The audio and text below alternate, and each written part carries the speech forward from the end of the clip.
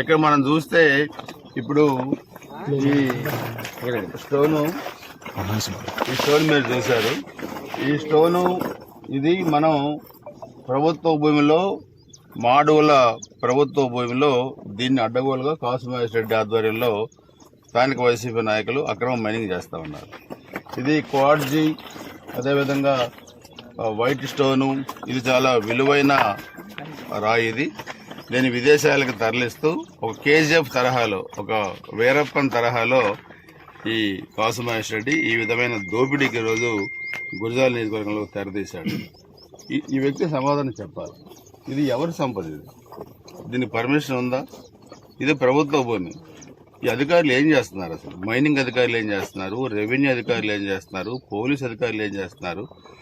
Vigilance అధికారులు ఏం చేస్తున్నారు? ఫారెస్ట్ అధికారులు ఏం చేస్తున్నారు? అసలు ఈ రాష్ట్రంలో ప్రభుత్వం ఉందా? అధికారులు ఉన్నారా? ప్రజాప్రతినిధులు చేసి ఈ అక్రమాలు, అడ్డగోలు, ఈ కేజీఎఫ్ తరహాలో ఈ గురజాల వీరప్పన్, ఈ కాసు మహేష్ రెడ్డి చేసే అక్రమాలకు అడ్డోదుపు లేకుండా పోతే ఇది చూడండి మీరు ఎంత రాయి అంటే తరలించిన రాయి కాకుండా ఎంత రాయి ఈరోజు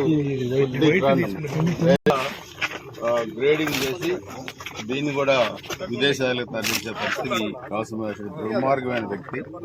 ఈ వ్యక్తి బయట ప్రాంతాల నుంచి వచ్చి ఈ పల్నాడులో గురజాల నియోజకవర్గంలో ఉన్న విలువైన సంపదను ఈరోజు దోచుకొని విదేశాలకు అమ్మి ఒక అంతర్జాతీయ స్మగ్లర్ లాగా వ్యవహరిస్తున్నారంటే ఈ వ్యక్తిని ఏమనుకోవాలి గురజాల నియోజకవర్గ ప్రజలు? ఈరోజు ఈ వ్యక్తి సమాధానం చెప్పాల్సిన అవసరం ఉంది. ఎంత బహిరంగ ఈ గ్రామంలోనే వాళ్ళ పార్టీ చెందిన కార్యకర్త బ్రహ్మయ్య అనే ఒక రైతుని దీంట్లో పంపకాల తేడా వచ్చింది, అతనేదో దొంగతనం చేశాడని చెప్పి వాళ్ళ పార్టీ కార్యకర్తని వాళ్ళే చంపారు. దాంట్లో కేసు కూడా లేదు. ఈ పోలీసులు కనీసం కేసు కూడా పెట్టలా.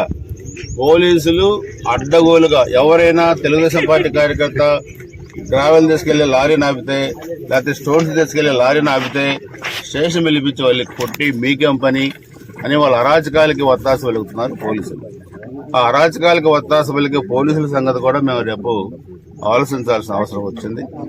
డెమోక్రసీలో ఈరోజు అంబేద్కర్ గారి రాజ్యాంగం అమలు కావాలి, కానీ రాజారెడ్డి రాజ్యాంగాన్ని అమలు చేసే అధికారులను కూడా మేము చట్ట ప్రకారం చర్యలు తీసుకుంటాం.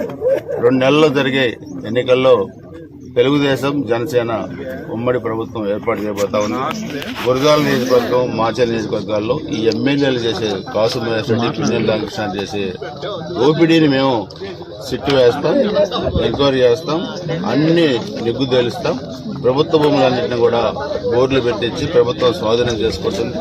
ఈ విలువైన సంపదని ఎంత విదేశాలకు తరలించారు, ఎంత బయట ప్రాంతాలకు అమ్ముకున్నారు, అన్ని కూడా ఎంక్వైరీ చేసి వాళ్ళ ఆస్తులు కూడా అటాచ్ చేసి చట్ట ప్రకారం కూడా చర్యలు తీసుకుంటాం. మిస్టర్ కాసు మహేష్ రెడ్డి కూడా నేను ఎమ్మెల్యేగా ఉన్నప్పుడు దత్తత గ్రామంగా ఒక చారిత్రాత్మకమైన ప్రదేశంగా దీన్ని మనం ఐడెంటిఫై చేశాం.